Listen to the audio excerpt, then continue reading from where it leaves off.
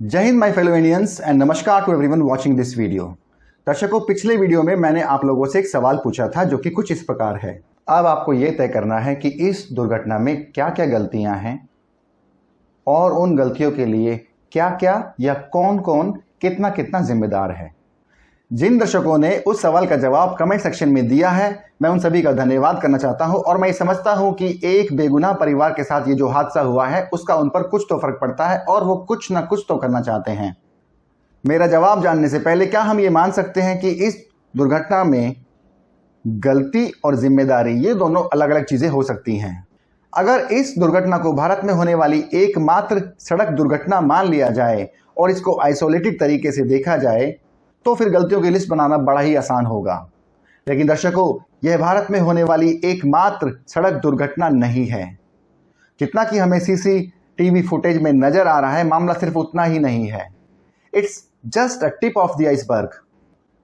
तो चलिए दर्शकों, पहले हम कुछ आंकड़ों पर नजर डालते हैं। साल 2021 में लगभग 4,12,000 सड़क दुर्घटनाएं रिपोर्ट की गई थी। अब आप ये समझ सकते हैं कि ऐसी कितनी दुर्घटनाएं होंगी जो कि रिपोर्ट ही नहीं की गई। और इन 4,12,000 रिपोर्टेड रोड एक्सीडेंट्स में से लगभग 2,90,000 चालकों के पास ही वैलिड ड्राइविंग लाइसेंस था। बाकी 1,22,000 लोगों के पास तो वैलिड ड्राइविंग लाइसेंस ही नहीं था। और इसमें लगभग 1,54,000 लोगों ने अपनी जानें गंवाई हैं और लगभग 3,85,000 लोग इसमें घायल हुए हैं। अगर हम रॉन्ग साइड में ड्राइविंग से होने वाली सड़क दुर्घटनाओं की बात करें तो लगभग 21,500 सड़क दुर्घटनाएं रॉन्ग साइड ड्राइविंग करने से हुई है और उसमें लगभग 8,25,000 लोगों ने अपनी जानें गंवाई हैं। दर्शकों, हम जानते हैं कि हमारे कानून में रॉन्ग साइड ड्राइविंग करने पर पनिशमेंट क्या है। इसमें लगभग 500 रुपये से लेकर 1,000 रुपये तक का फाइन हो सकता है, या 3 महीने की सजा हो सकती है, या फिर दोनों। लेकिन दर्शकों, यहाँ पर हमें ये भी जान लेना चाहिए कि हमारे देश में जो कन्विक्शन रेट है, सड़क दुर्घटनाओं के लिए जिम्मेदार लोगों को जो सजा मिलने की प्रतिशत है वो सिर्फ 36 है। सिर्फ 36% लोगों को ही कोई कन्विक्शन होता है। और हमारी आईपीसी धारा 304A के अकॉर्डिंग उसको मैक्सिमम 2 साल का पनिशमेंट दिया जा सकता है। लेकिन दर्शकों, हम जानते हैं कि ऐसे केसेस में हमारे यहाँ पर बेल लेना कितना आसान है। तो चलिए दर्शकों, अब इस दिल्ली मेरठ एक्सप्रेसवे पे हुई दुर्घटना का हम विश्लेषण करते हैं और जिससे हमें ये पता लगेगा कि इसमें क्या गलतियां हुई हैं और कौन कौन से फैक्टर्स उन गलतियों के लिए जिम्मेदार हैं।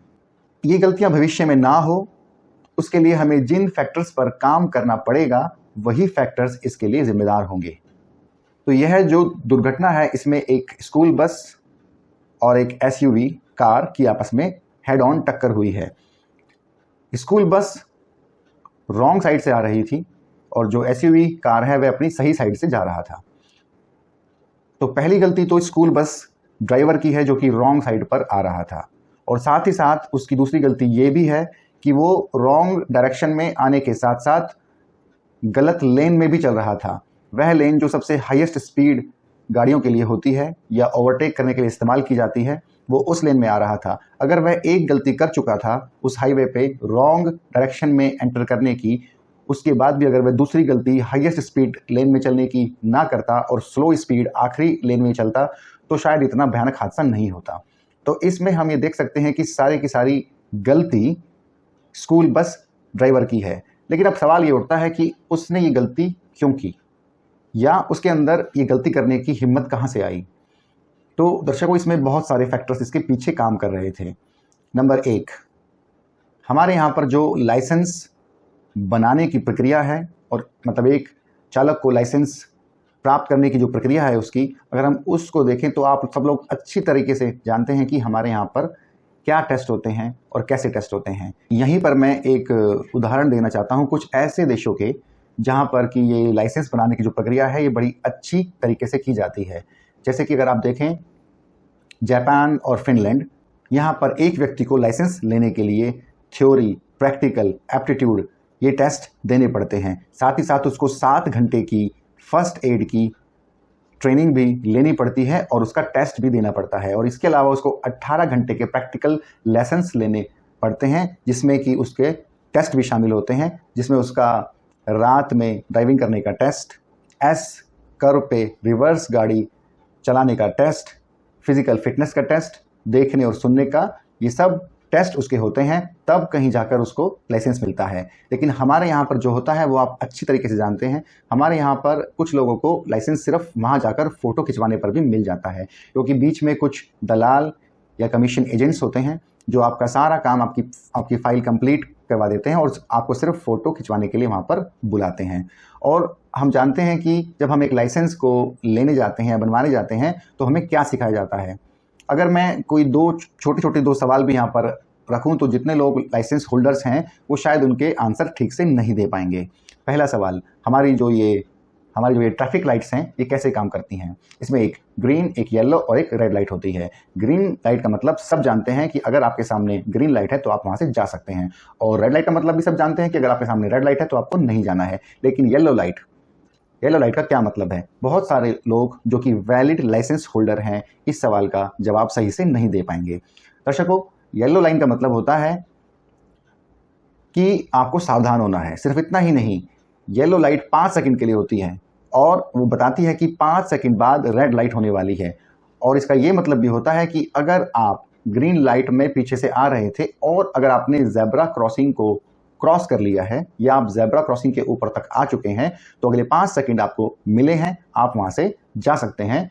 लेकिन अगर जब येलो लाइट हुई है आप उस समय तक ज़ेब्रा क्रॉसिंग तक नहीं पहुँचे हैं तो आपके लिए yellow light as good as red light है। आपको इसको रेड लाइट ही समझना है और आपको ज़ेब्रा क्रॉसिंग के ऊपर तक भी नहीं जाना है। इसके अलावा अगर मैं दूसरे सवाल के बारे में बात करूं, कितने लोग इस बारे में जानते हैं कि stopping distance, braking distance and reaction distance क्या है? दर्शकों, रिएक्शन डिस्टेंस उतनी डिस्टेंस है जो आपकी गाड़ी कवर कर जाएगी जिससे पहले कि आपने ब्रेक लगाने का फैसला किया। मतलब कि जब आपने सामने कुछ खतरा देखा तो आपने ब्रेक लगाने में जितना समय लिया उतने समय में आपकी गाड़ी जितना डिस्टेंस कवर कर जाएगी उसको हम रिएक्शन डिस्टेंस कहते हैं। दूसरा है हमारा ब्रेकिंग डिस्टेंस, जो कि बहुत ही इंपॉर्टेंट है। बहुत सारे लोग इसको नहीं समझ पाते हैं। ब्रेकिंग डिस्टेंस वो डिस्टेंस है जो ब्रेक लगाने के बाद आपकी गाड़ी कवर करके रुकेगी। मतलब आप जब ब्रेक लगा देंगे तो आपकी गाड़ी कितना दूर जाके रुकेगी। फॉर एग्जांपल, अगर आपकी गाड़ी की स्पीड इस समय 30 किलोमीटर प्रति घंटा है और ब्रेक लगाने पर ये 10 मीटर पर जाकर रुकती है, तो जो 10 मीटर का ब्रेकिंग डिस्टेंस है वो आपकी 30 किलोमीटर प्रति घंटा की स्पीड के लिए है। और यही अगर मैं आपसे पूछूं कि अगर आपकी गाड़ी की स्पीड दूसरे केस में 60 किलोमीटर प्रति घंटा होती तो ये डिस्टेंस कितना होता, तो कुछ लोग इसका जवाब बड़ी सादगी से दे देते हैं। वो बोलते हैं कि जब आपकी स्पीड डबल हो गई तो आपकी जो डिस्टेंस है ब्रेकिंग की वो भी डबल हो जाएगी, इसका मतलब कि आप 20 मीटर पर जाकर रुकेंगे। लेकिन दर्शकों, ऐसा बिल्कुल नहीं है। एक चलती हुई गाड़ी में काइनेटिक एनर्जी होती है और काइनेटिक एनर्जी को कैलकुलेट करने के लिए हाफ mv² का इस्तेमाल किया जाता है। v² मतलब आपकी वेलोसिटी का स्क्वायर होता है। इसका मतलब क्या है कि जितनी स्पीड आपकी गाड़ी की है उसका स्क्वायर की प्रोपोर्शनल होती है आपकी काइनेटिक एनर्जी, और कितनी दूर आपकी गाड़ी जाकर रुकेगी ये इस पर ही डिपेंड करता है कि उस समय आपकी गाड़ी की काइनेटिक एनर्जी कितनी थी। तो दर्शकों, यहाँ पे स्क्वायर होने की वजह से आपका अगर आपकी गाड़ी की स्पीड डबल हो जाएगी तो जो आपकी ब्रेकिंग डिस्टेंस है वो 4 गुना हो जाएगा, और अगर आपकी गाड़ी की स्पीड 3 गुना होगी तो आपका जो ब्रेकिंग डिस्टेंस है वो 9 गुना हो जाएगा।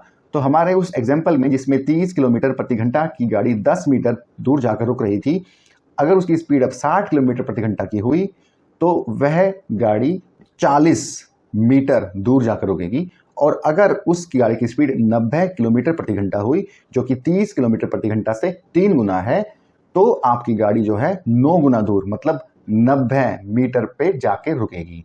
तो इसका जो इम्पैक्ट है वो स्क्वायर में आता है।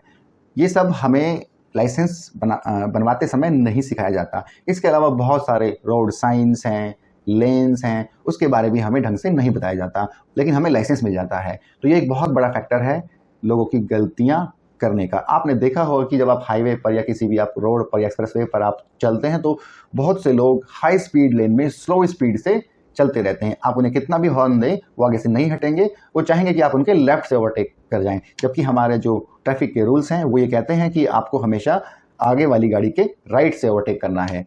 लेकिन इन सब रूल्स को लेके कोई भी सख्ती नहीं है। आपने देखा है कि सारे रोड्स पे लेन्स बनी होती हैं, लेकिन जैसे ही कोई जाम, रेड लाइट या कुछ भी होता है तो अगर वो 2 लेन की सड़क भी है तो वहाँ पर 4-4 लेन गाड़ियाँ लगा लेती हैं। तो एक फैक्टर तो हो गया हमारा लाइसेंस बनाने की प्रक्रिया, जो कि बहुत ही ईजी है।